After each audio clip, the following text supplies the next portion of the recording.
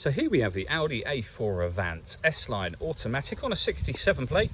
I'm going to start off by showing you around the outside of the car, and then we'll hop in and run through some controls on the inside. But from the outside you can see it's a 5-door car with alloy wheels. Let's start off inside the boot and then work our way around the rest of the car from there.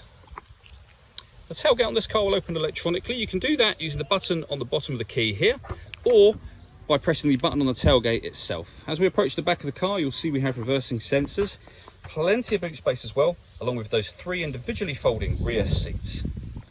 Okay, so we're just going to work our way back round to the front of the car, and then we'll hop in and run through some controls on the inside. But now that we've done a full circle of it, you can see it's in excellent condition the whole way round. Just briefly before we climb in, I think it's well worth seeing the interior from this exterior point of view. There's plenty to run through on the dashboard, so let's hop in and we'll do that now. Okay, now that we're inside the car, we're going to start with the dials. On the left-hand side, we have the rev counter, and on the right-hand side, the speedometer. In the middle, you can see the total miles for the car, which are 23,577. Above that, we have a digital readout for the speedometer. You can change the information that's displayed there by using controls on the steering wheel for various different bits of trip computer information, and there are other menus available as well. So your fuel, your audio menu, any notes, and also satellite navigation as well. So you can have it on any one of those permanently should you wish to.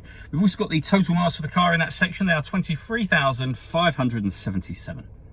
If we back out to the steering wheel, the buttons I was using just a moment ago are here.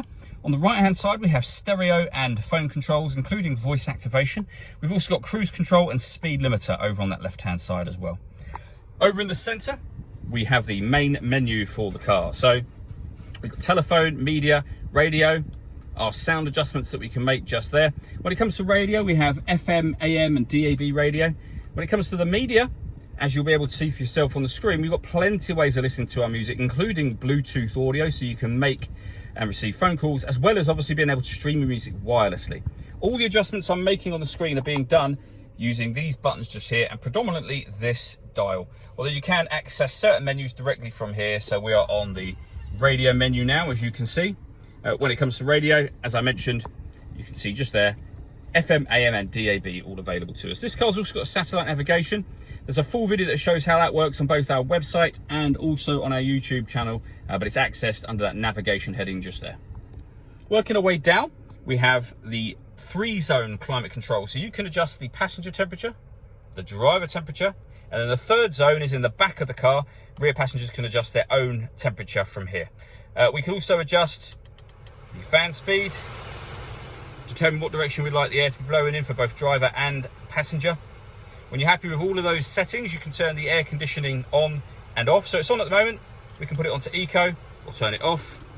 We'll put it back on there.